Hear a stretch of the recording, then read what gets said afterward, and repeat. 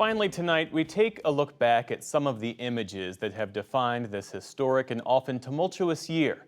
And we hear from the photojournalists who captured them. My name is Angela Weiss. I'm a staff photographer with AFP, Agence France Presse.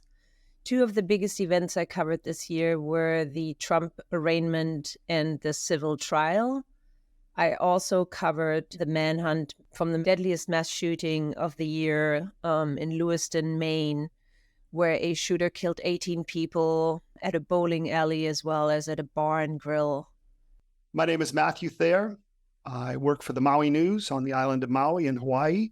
August 8th, there was 3 fires going on around the island. We tried to do our best. We have a small staff, our dwindling staff, but it was the biggest story that we've covered, maybe since Pearl Harbor.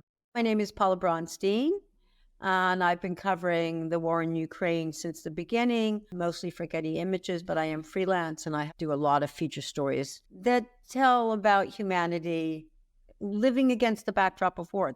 My name is Bernat Armangué. I'm a Spanish photojournalist and I work for the Associated Press for the last 20 years. This year, 2023, it's been quite an intense year in terms of breaking news. We start with the earthquake in Turkey and Syria, which I covered the Turkish side.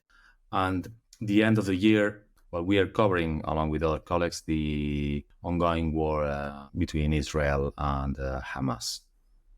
When I was assigned to cover the Trump arraignment, there were a lot of protesters. There were pro-Trump protesters as well as people opposing. It was really chaotic. Every day, a few photographers were allowed to go inside the court.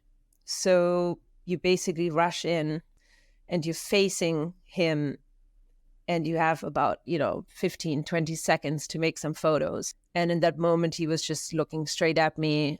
And that's what we're looking for that day. As a photographer, you're trying to get the shot, to get close and put the elements together. And there was a Hawaiian man that was watching the fire. He was in shock. It was his church that was burning. His family's been members of that church for 200 years.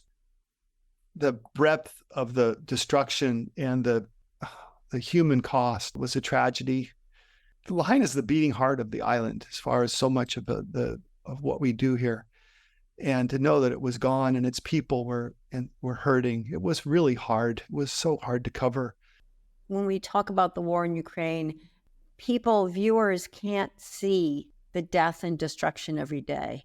They want to know other stories. How are people getting on? How is the war wounded? The amputees, how are they rebuilding their lives? I was really lucky to meet Serhiy in a rehab facility in Western Ukraine, found out that his wife was about to give birth to their first son.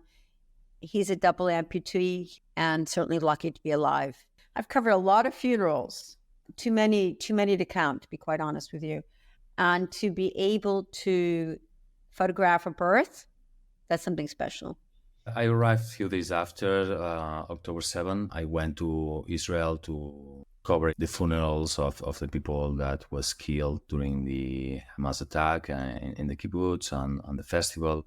The protest of the relatives of the hostages demanding for their release, and some of the escalations in the West Bank. It felt like a story that it's going to be a landmark in the history of the conflict. I was in Ukraine when the Israel-Hamas war started. Many Ukrainians were saying to me, God, now Ukraine is not even in the news. We're going to be left behind. These kind of stories are just historic. They're absolutely important and monumental. And they're also very challenging just because you don't know how every day will pan out. I get emotional when I start thinking about the people and the history that was lost. It was my career changing. The rest of my career will be influenced by this fire. Every issue of the papers, if stories about the fire, it's just so big and so important.